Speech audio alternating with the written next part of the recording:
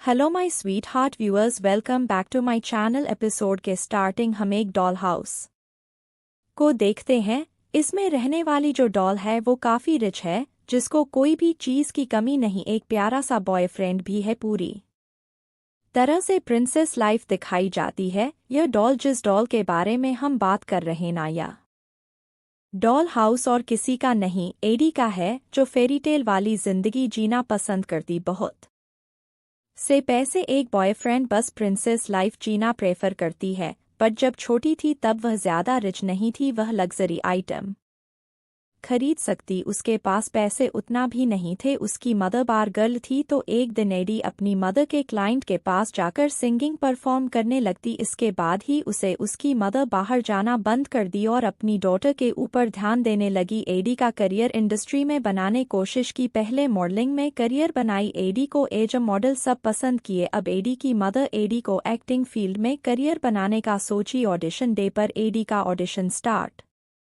होती तो AD nervous होने की वजह से ढंग से एक्टिंग नहीं कर पाती। वो एक्टिंग में इतनी अच्छी भी नहीं थी, तो एडी की मदर देखकर समझ जाती कि इसका कुछ भी नहीं होने वाला। तो एडी के मदर यही सब देखकर वहां से चले जाती। अब एडी का ऑडिशन खत्म हो जाता है, तो एडी चारों तरफ अपनी मदर को खोजने लगती। कहीं भी मदर नहीं मिलती। तभी उसकी नज़र एक रूम पर पड़ी थी, जहां पर उसकी मदर एक आदमी के साथ थी। एडी इस छोटी सी उम्र में समझ जाती कि अगर सक्सेस पाना है तो कुछ ऐसा काम करो जिससे सक्सेस खुद चलकर हमारे पास आए। वो अब बड़े बड़े ही कॉन्फिडेंट में मदर के सामने स्वीट्स खाने लगती और अपनी मदर से कहती कि अब तो ऑडिशन पास कर लिए आपने, जो कुछ भी किए मैं फादर को नहीं बताने वाली। एडी को एक्टिंग में इंटरेस्ट नहीं था, तो वो एक्टिंग लाइन छोड़ भी देती। एडी हर किसी का सीक्रेट जानकर सबसे एडवांटेज लिया करती। वो अपनी मदर को भी नहीं छोड़ी। सोशल मीडिया पर शोफ करने के लिए लग्जरियस ब्रांड का कॉपी खरीदते हुए शोफ किया करती। उसको अपनी खूबसूरती से कुछ ज्यादा ही ऑब्सेशन थी। हर वक्त मिरर के सामने अपने आप को ही देखा करती। सोलगी का हर वक्त स्टॉक करने वाला और कोई नहीं, एडी थी, क्योंकि उसके पास बहुत सारे सोलगी का फोटो नजर आती। वही फोटो जब Solangi second hand dress school का खरीदी थी, उस वक्त का फोटो एडी के पास हम देखते तो शायद स्टॉक करने वाली एडी थी।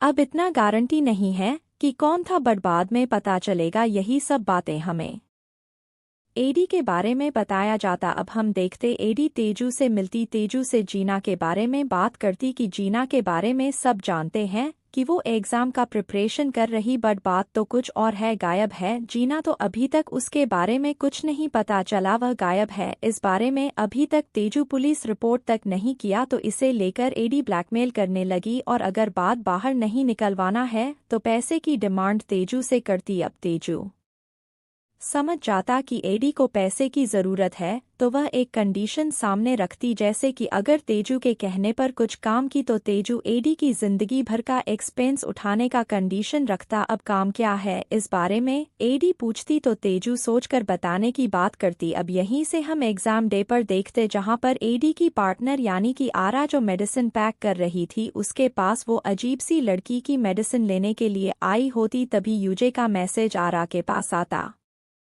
यूजे किसी को भी मेडिसिन बेचने को मना करती। अब मैसेज देखने के बाद आरा किम को मेडिसिन नहीं देती, तो किम रिक्वेस्ट करने लगी कि मुझे ज़रूरत है। यहाँ पर यूजे मेडिसिन किसी को भी ना देने के बाद, इसलिए कि क्योंकि जे सोलगी को टॉप पर देखना चाहती है, तो इस वजह से मेडिसिन बेचने का परमिशन नहीं देती। अब शायद आरा इसे मेडिसिन दी या नहीं यह तो नहीं पता, बट यह लड़की कुछ छुपाते हुए मेडिकल क्लब से बाहर आती। एग्ज़ाम स्टार्ट भी हो जाता। सबको क्वेश्चन पेपर दिया जाता। जब सोलगी उस क्वेश्चन पेपर को देखती है तो उसे पता चलता कि कल रात जो नोट यूजे दी थी, पूरा सेम क्वेश्चन आया, यानी कि यूजे सब तैयारी के साथ सोलगी को नोट दी थी। सोलगी क्वेश्चन पेपर को देखकर यूजे की तरफ देखती और यूजे आंख मारते हुए इसके शक को पूरा गारंटी में बदल देती कि नोट और पेपर दोनों ही सेम है। अब सोलगी को हम देखते हैं, जो एग्ज़ाम देने से पहले मेडिसिन खाती ताकि एग्ज़ाम अच्छा जाए। एग्ज़ाम खत्म होने के बाद पेपर चेक हो जाता है, तो स्कूल के बाहर नोटिस लगाया जाता, जिसने क्लास में टॉप किए उन सबका नाम का लिस्ट निकला होता। सभी के साथ यूजे भी देख रही थी। जब सोलगी आती है तो उसके ऊपर किम वो किम चिल्लाने लगती कि उसके वजह से टॉप 20 लिस्ट से वह बाहर हो गए। सोल्गी इसे इग्नोर करते हुए जब लिस्ट देखती है तो उसे पता चलता है कि यूजे के साथ टॉप करने वाली वो खुद है, यानी कि दोनों यूजे और सोल्गी दोनों फर्स्ट रैंक पर है। सभी सोल्गी को अजीब सी नज़रों से देखने लगते क्योंकि आज से पहले कोई भी यूजे को बीट नहीं किया और ना ही उसके लेवल का कोई था। बट अचानक से सोल्गी नाम की एक लड़की आ गई जो यूजे को कंपटीशन कर रही। इसी दौरान सोल्गी के पास एक लड़का का कॉल आता जिसके साथ सोल्गी पहले काम किया करती थी, तो वही लड़का मिलने के लिए आया होता। तो सोल्गी अभी यहाँ से जाने को कहती क्योंकि अदर स्टूडेंट देख लिए तो बात बनाएंगे और बाद में मिलने की बात करती। तभी एडी उस लड़के को देख लेती जो कि सोल्गी से बात कर रहा था। वहीं सोल्गी स्टाफ रूम में आती जो कोई भी एग्जाम में टॉप किए यानी कि टॉप 20 स्टूडेंट का अब हेल्थ चेकअप होने वाला, तो इसी को लेकर सोल्गी की हेल्थ चेकअप कराने की परमिशन टीचर से लेने आती। सोल्गी हेल्थ चेकअप नहीं कराने वाली तो टीचर वजह पूछती। यहाँ पर सोल्गी के पास हेल्थ चेकअप ना कराने का एक रीज़न है, अगर वो चेकअप कराएगी तो डॉक्टर को पता चल जाएगा कि सोल्गी किसी तरह की मेडिसिन लिया करती जिस वजह से उसके पढ़ाई में हेल्प होती, तो इसी वजह से ना कराने की परमिशन मांगती। सोल्गी क्या रीज़न दे यही सोच रही थी, तभी इसी दौरान चेगंग टीचर के पास आती और एक क्वेश्चन के बारे में कहती कि जब यह करेक्ट है तो रॉन्ग क्यों किया गया। टीचर चेगंग की एक भी बात नहीं सुनती और दोनों को यहाँ से जाने को कहती। अब हम चेगंग को देखते हैं जो गुस्से में अपने आंसर शीट को फाड़ कर फेंक देती है। चेगंग की हालत सच में खराब हो रही है जिसको जल्द से जल्द इलाज की ज़रूरत, बट यह अपने इलाज को इग्नोर कर रही थी। वेल सोल्गी को हम देखते हैं जो स्टाफ रूम से बाहर आने के बाद मेडिकल सेंटर की किट लेकर कहीं जा रही होती तो एडी हेल्प करते हुए पूछती वो लड़का कौन था, क्या वह तुम्हारा बॉयफ्रेंड था। तो बॉयफ्रेंड वाली बात सुनकर सोल्गी कंफ्यूज्ड हो जाती है कि यह कैसी बात कर रही। अब चेगंग भी सोल्गी के पास आती है और किट को देखकर इन दोनों को हेल्थ चेकअप करने के लिए जाने को कहती, यानी कि वो चेकअप नहीं कराने वाली। यहीं से सोल्गी उस लड़के से मिलने के लिए भी आती जहां पर वह लड़का कपड़े चेंज करने के बहाने से चेंजिंग रूम में लेकर आता और नाइफ दिखाते हुए सूजी नाम की लड़की के बारे में पूछती कि वह कहाँ पर है। एक्चुअली में सूजी वो लड़की है जो सोल्गी से पैसे की डिमांड करती थी और अब गायब होकर है। सोल्गी को सूजी के बारे में कुछ पता नहीं होता तो वह छोड़ते हुए वो सब मेडिसिन वापस मांगता जो सोल्गी पहले चुराई थी। अब सोल्गी जल्द से जल्द स्कूल आती जहां पर सबको जे मेडिकल लेकर आया जाता। सोल्गी बस के अंदर आती तो सोल्गी यूजे को देखकर इग्नोर करते हुए दूसरे सीट पर जाकर बैठती। इस बस में जितने भी स्टूडेंट थे ना वो सब सोल्गी को ऐसे देख रहे थे कि जैसे कि सोल्गी को अभी के अभी मार दे, जस्ट बिकॉज कि सोल्गी होम स्टडी करके टॉप की। वहीं यह सब ट्यूशन वगैरह करते हुए कुछ भी उखाड़ नहीं पाई, तो इसी वजह से सब इस तरह से सोल्गी को देख रहे थे। अब जे मेडिकल आने के बाद सभी को ड्रेस चेंज करने का कहा जाता। चेकअप के टाइम सबसे फॉर्म फिलअप करवाया जाता और सबसे कुछ क्वेश्चन पूछा जाता जैसे कि किसी तरह का मेडिसिन लिया करती है या नहीं, नींद अच्छे से आता है या नहीं, यही सब वगैरह वगैरह पूछते। अब इसके बाद ही हम आरा को देखते। सब स्टूडेंट को यूरिन टेस्ट कराना होता तो आरा यूजे के हेल्प से अपने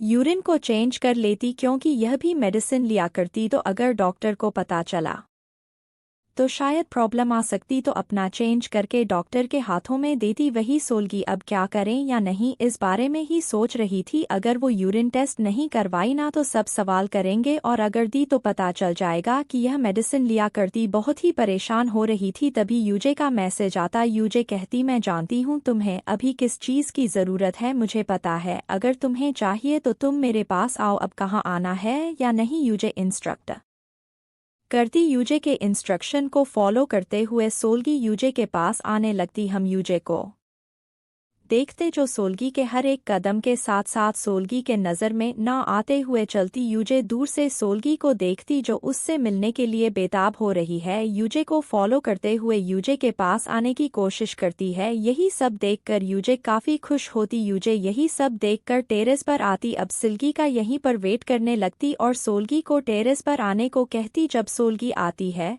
तो वह यूजे को देखती। यूजे अजीब तरह से टेरेस पर खड़ी थी, वह अभी कूद जाएगी। यही देख कर सोल्गी को हम देखते जो पता नहीं क्या सोच रही थी। वो यूजे के पास आकर उसको पैर को टच करने की कोशिश करती, यानी कि शायद वो मारने का सोच रही। बट इसी दौरान यूजे सोल्गी से पूछती तुम आ गई। सोल्गी उस बॉक्स को रखते हुए नील डाउन होकर कहने लगती तुम्हें मुझसे क्या चाहिए? मुझे नहीं पता, तुम्हें जो चाहिए मैं वह सब करने के लिए तैयार हूँ। अगर तुम्हें सेटलमेंट लेटर पर साइन करवाना है तो ठीक है मैं कर दूंगी, लेकिन इसके बदले तुम्हें मुझे हेल्प करना होगा। तो सेटलमेंट से यूजे को कोई मतलब नहीं, वो बस सोल्गी से पूछती कि तुम्हें क्या चाहिए। सोल्गी कहने लगती मुझे स्टेबल लाइफ चाहिए। तुम नहीं समझ सकती मैंने आज तक क्या क्या झेला, तुम सोच भी नहीं सकती। मैं बस ऐसी लाइफ जीना चाहती जिसमें कोई परेशानी ना हो। उस लाइफ के लिए मुझे पढ़ना होगा। मुझे जीने के लिए मेरा पहला और आखिरी चांस सिर्फ और सिर्फ स्टडी है। मुझे मेडिकल डिपार्टमेंट ज्वाइन करना है, वो भी कोरियन यूनिवर्सिटी से। तो आज हेल्प कर दो यूजे। ये सब सुनकर सोल्गी के पास आती और खड़ी होने में हेल्प कर यूजे अपने हाथों से सोल्गी की ड्रेस साफ करते हुए अपने पास से यूरिन बॉक्स सोल्गी को देती, जिससे सोल्गी के बारे में कुछ पता ना चले। यूजे कहती अगर मेरे नाम के साथ तुम्हारा नाम रहे तो दिखने में कितना एक्साइटिंग होगा ना। अगर तुम्हारे जगह पर कोई और का नाम रहे तो मुझे अच्छा नहीं लगने वाला। तुम हो तो मैं ठीक हूँ, मैं खुश हूँ। यूजे यह सब कहते हुए जाने लगती तो सोल्गी उसे रोकते हुए अपने कंडीशन के बारे में याद दिलाती। वो कंडीशन जो यूजे रखी, मतलब कि अगर सोल्गी यूजे से अच्छा एग्जाम में ग्रेड लाई तो सोल्गी के बारे में कैसे पता चला वह बताना होगा। तो अब सोल्गी बताने को कहती। एंड नाउ यह एपिसोड यहीं पर खत्म होता। आगे का एपिसोड की बात करें तो कुछ ज्यादा ही एक्साइटिंग होने वाला, क्योंकि दोनों का one of the best moment देखने को मिलेगा और उसका लास्ट सीन सच में बहुत ही अनएक्सपेक्टेड होने वाला है। पता नहीं यूजे अब क्या करेगी। अगर एपिसोड अच्छा लगा हो तो लाइक और कमेंट करके ज़रूर बताना कि आपको कैसी लगा, और चैनल को सब्सक्राइब ज़रूर कर दीजिए। Thank you for watching.